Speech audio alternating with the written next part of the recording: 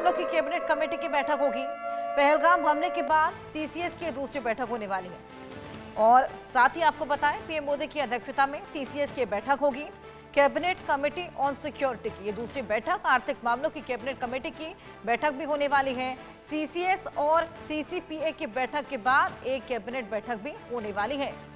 4 बड़ी बैठकें आज प्रधानमंत्री मोदी करने वाले हैं और सुरक्षा मामलों की कैबिनेट कमेटी की भी आज बैठक होगी। सीसीएस की दूसरी बड़ी बैठक होने वाली है। सीसीएस की पहली बैठक में तमाम मसले फैसले लिए गए जिससे पाकिस्तान को खासा घात पहुंचा था। ऐसे में अब देखना होगा कि दूसरी बैठक में क्या कुछ निकलकर सामने आता है। 4 बड़ी बैठकें आज प्रधानमंत्री मोदी करने वाले हैं।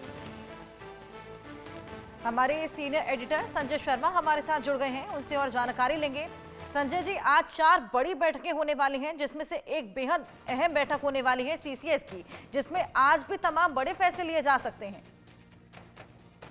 देखिए, पहलगाम हमले के बाद से प्रधानमंत्री नरेंद्र मोदी ने साफ तौर पर स्पष्ट कर दिया था कि ऐसे लोग जिन्होंने पहलगाम में निर्दोष लोगों की हत्या की है, उन पर हमला किया है, ऐसे लोगों को छोड़ा नहीं जाएगा, मिट्टी में मिला दिया जाएगा। तो लगातार सारी बातें, सारी चीजें उसी दिशा में आगे बढ़ती जा रही है। लगातार रक्षा मंत्रालय की बैठकें चल रही है, रक्षा मंत्रालय में अंदर अधिकारियों की बैठकें हो रही हैं, रक्षा मंत्री की प्रधानमंत्री के साथ बैठकें हो रही हैं और आज फिर सीसीएस की लगातार दूसरी बैठक है, कैबिनेट की भी बैठक है आज और सीसीए की भी बैठक है आज, cabinet committee on economic affairs की भी बैठक है, cabinet committee on political affairs की भी बैठक है। तो लगातार क्या देश कोई बड़ा फैसला लेने जा रहा है, क्योंकि जो भी कुछ बड़ा फैसला होगा उसको सीसीएस से अप्रूव कराना होगा, सीसीए से अप्रूव कराना होगा और सीसीपीए से भी अप्रूव कराना होगा।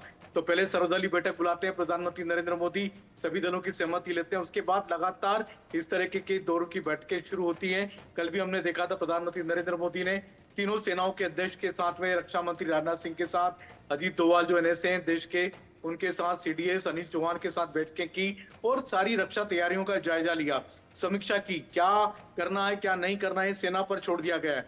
सेना को पूरी तरह से फ्री हैंड दे दिया गया है और सेना से यह भी कहा गया है कि पूरे देश को आप पर भरोसा है, आप ही ने हमेशा देश को संकट से निकाला है और हमेशा लड़ करके विजय प्राप्त किए।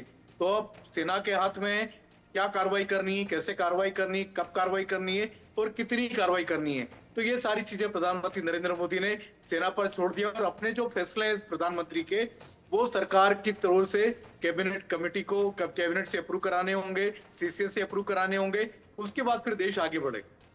बिल्कुल संजय जी, जिस तरीके से आपने बताया रणनीति के तहत तमाम बैठकें आज होने वाली हैं क्योंकि जगह जगह से अप्रूवल लेना भी जरूरी है। आपके पास मैं वापस आऊंगी। एक और बड़ी खबर दर्शकों के लिए, प्रधानमंत्री आवास पर उच्च स्तरीय बैठक हुई। सीडीएस अनिल चौहान, तीनों सेना प्रमुख भी मौजूद रहे। प्रधानमंत्री मोदी ने सेना को खुली छूट दे दी है। जिस तरीके से संजय जी ने भी जिक्र किया, आतंकवाद पर कार्रवाई के लिए सेना को खुली छूट दे दी है। सेना तय करे कैसे जवाब देगी, सैन्य बलों को खुली छूट यहाँ पर दी गई है। आतंकवाद का खात्मा करेंगे, आतंकवाद को करारा जवाब देंगे। तमाम बड़ी बातें पीएम मोदी कल बोलते हुए नजर आए। संजय जी, इस तरीके से आपने भी बताया कि खुली छूट यहां पर सेना को दे दी गई है, ऐसे में मनोबल भी बढ़ेगा, साथ ही एक्शन भी कहीं ज्यादा देखा जा सकता है। देखिए, जब भी देश पर आक्रमण हुआ, देश पर हमला हुआ, देश पर मुसीबत आई है, तो भारतीय सेना ने उसका करारा जवाब दिया और जवाब ही नहीं दिया, लड़कर विजय भी प्राप्त की है। हमने हमेशा देखा है, चाहे 1948 की जंग हो, 1962 की जंग हो, 1965 की जंग हो, 1971 की जंग हो, कारगिल की जंग हो और अभी हमने हाल ही में देखा था किस तरीके से पुलवामा और बालाकोट के बाद में हमारी सेना ने पाकिस्तान के अंदर भीतर घुस करके सर्जिकल स्ट्राइक करके वापस आए और लगातार परचम फहराया भारत का। तो भारत का मान हमेशा ऊंचा रखा है भारत की सेना ने। तो भारत की सेना को फिर से एक बार छूट दे दी गई है, फ्री हैंड दे दिया गया है प्रधानमंत्री नरेंद्र मोदी की ओर से कि जो एक्शन लेना है वो एक्शन करें, क्योंकि ये भारत के आत्मसम्मान से जुड़ा हुआ मामला है, भारत की आत्मा पर हमला हुआ है। तो प्रधानमंत्री नरेंद्र मोदी ने स्पष्ट कर दिया है कि अब सरकार की ओर से कोई दखल नहीं होगा, अब सेना को अपने डिसीजन खुद को लेने। बिल्कुल, यहाँ पर सेना को खुली छूट दी गई।